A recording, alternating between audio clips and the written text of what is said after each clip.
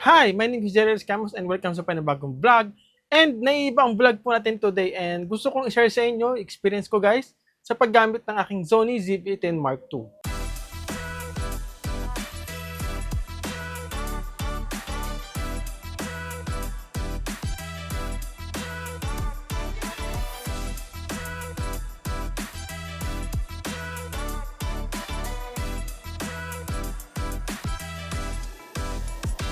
So it's been a year and almost 1 or 2 years na nasa akin yung bagong camera.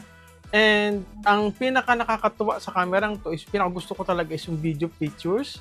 And talagang nakakatuwa talaga yung autofocus niya. Malayong malayo talaga yung autofocus before na ginagamit ko dun sa DSLR ko sa Nikon D5600 and sobrang layo talaga ng pagdating sa autofocus talagang masasabi kong champion ng Sony sa autofocus talaga. So, nag-base din ako sa mga napapanood kong vlog, sa mga vloggers, sa mga influencers sa YouTube, especially mga filmmakers. And karaniwan naman na ginagamit nila ay Sony FX3, FX30.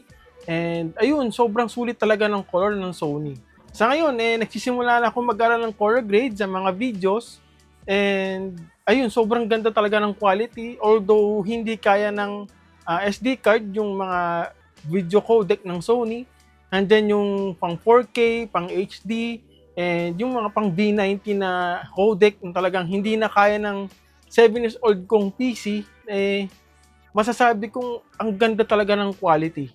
Kung dati nagsushoot lang ako ng 1080p na 60 fps, ngayon nakapag-shoot na ako ng 1080p 60 fps na naka S-Log 3 na kaya ko na mag-color grade, and ayun, 4K 60 fps na rin and 4K 120 fps na ang sabi ko sa sarili ko before, hindi ko kailangan ng 4K sa buhay ko. Pero ayun pala, nung nakita ko yung quality ng 4K, sabi ko, ay, shucks, ang ganda talaga ng quality ng 4K, sabi ko. Pero, ayun nga, sabi nga ng 7-year-old kong PC na nasa likod ko, ugod na ako. At 7 taon na ako sa iyo at hindi ko na rin kaya mag-edit. So, ayun, at sa mas as possible, naglalagay lang ako ng mga videos na kaya ng aking computer. And pag may time na hindi ko kaya mag-edit sa PC, pwede ako makapag-edit dito sa aking bagong iPad A16.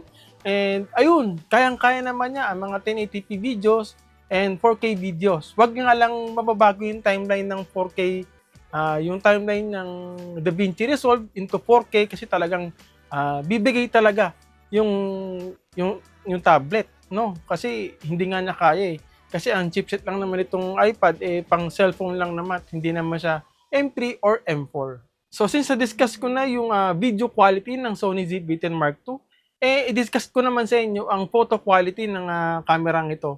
So bali, sobrang sharp din ng photos and masasabi ko din na medyo malayo sa karaniwan kong kuha mula sa DSLR. And ayun nga, sobrang sharp ng images and ayun din yung autofocus sa pagdating sa picture talaga namang sobrang sharp talaga na hindi ka na mahihirapan. Unlike dito sa DSLR ko na ginagamit ko sa contrast-based siya na autofocus. Ibig sabihin, maghahanap muna siya ng mga bright areas dun sa picture o dun sa kanyang sensor. Pag kukuha siya ng picture, hanap muna siya ng subject. If yung subject is more on contrast or contrasty, dun siya makakahanap ng focus. Unlike ng Sony is naka-eye detection siya. Kumbaga, pag nakita niya to yung mata, automatic ang focus niya nasa mata natin. Nga pala, ang ginagamit ko palang video ngayon, yung ginagamit kong camera ngayon is yung Sony ZV-10 Mark II nga. And tayo po ay naka S-Log 3. And I hope na meron tayong color grade. And yun nga, pinag-aaralan ko pa rin mag-color grade. And same din with the photos na ginagamit ko para sa kamerang to ayun nga, sobrang sharp and hindi ako nagkamali sa investment. Ang Sony ZV-10 Mark II ay kaparehas na image sensor kagaya ng Sony 6700 and the FX30. So, kumbaga, ang bigger brother kapatid nila ay si Sony FX30 and siyempre, ang middle child is si A6700 and ang bunso is si Sony ZV-10 Mark II. Actually, bago ko talaga mabili itong Sony ZV-10 Mark II, ang pinupisili ko talaga sa bilhin is yung Sony A6700. So meron na siyang 3 times axis ba na image stabilization o naka-IBIS na siya ng 3 axis. So sobrang sulit talaga nung kamerang yon, and naka 4K 120 FPS na rin, 4K 60 FPS. So, ayun, and happy din ako na naka 4K 120 na rin ako dito sa Sony ZV-10 Mark II, and ayun na, sobrang happy ko po sa pagkakabili sa kamerang to. And alam ko sa future magagamit ko rin to, especially pag special event sa family, sa mga special occasions. So, masasabi ko na hindi naman din ako beginner sa pagpili ng kamerang to. And kung ikaw ay beginner na videographer and beginner na photographer or hybrid shooter na gusto mong pag-aralan both photo and video, nire-recommend ko tong Sony ZV-10 Mark II. And hindi ka magkakamali o hindi ako magkakamali na i-recommend to sa mga nasabi kong features na sobrang masasabi kong future proof, o kumbaga hindi ka na magkakamali.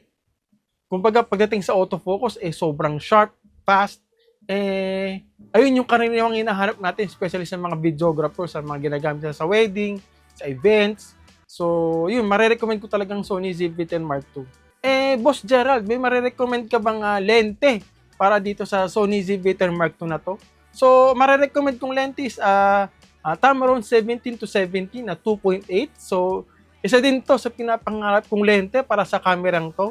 And actually, yun lang talaga yung kulang ko para mabuo na tong aking cinema rig o filmmaker rig o videographer rig, kasi pwede naman ako gumamit ng smartphone pang monitor dito sa aking set, sa aking camera wirelessly. Hindi ko naman kailangan ng HDMI. And ayun, so meron akong cage, meron na akong handle, top handle, left handle. So yun na lang talaga ang kulang, 17-70 2.8. And pwede naman yung 18-105 na f4. So ayun din, wide to telephoto lens. Yun nga lang, naka f4 ka. So syempre okay lang din yun. Pwede mo rin gamitin yun for video, especially photos talaga, kasi pangmalayuan. Ang isa naman sa pinaka hindi ko masyadong nagustuhan sa kamerang to is unang-una, mabilis siya mag-overheat, especially sa pag naka 4K 60 FPS ka, sobrang dali niya mag-init talaga. Pag naka 1080p naman, wala namang problema. Basta nag-iinit lang siya, and hindi naman siya sobrang nag-overheat na tipo mag-shutdown na siya. And ayun din, since to ay video-centric din na camera, hinahanap ko rin yung viewfinder, electronic viewfinder.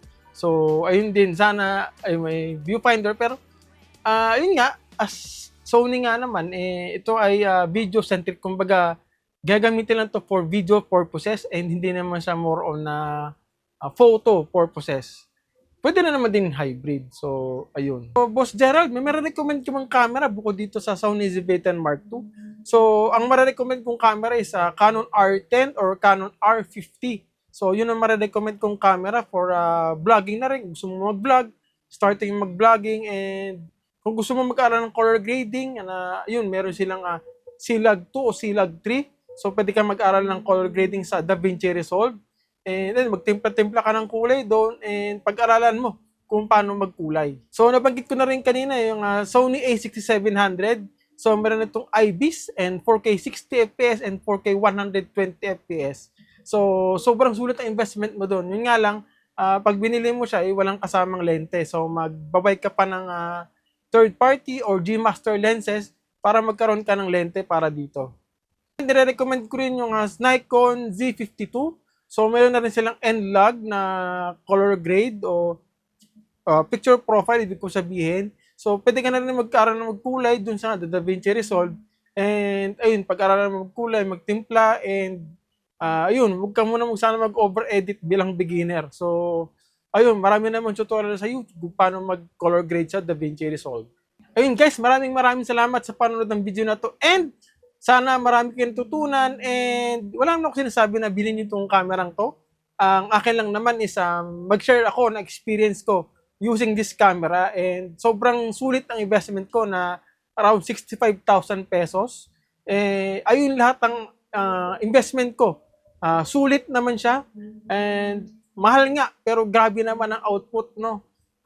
Masasabi kong sobrang sulit naman. Looking forward ako na magkaroon ako ng Tamron 17-70 2.8, And ayun, sa long term talaga, magkaroon tayo ng 35 to 105 ba? O 35 to 185 na 2.8.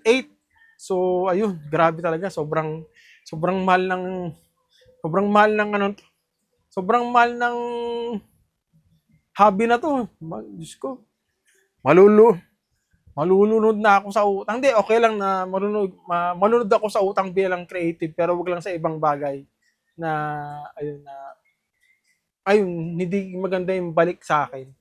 So ito talaga, may balik talaga sa akin kahit mabaon ako sa utang.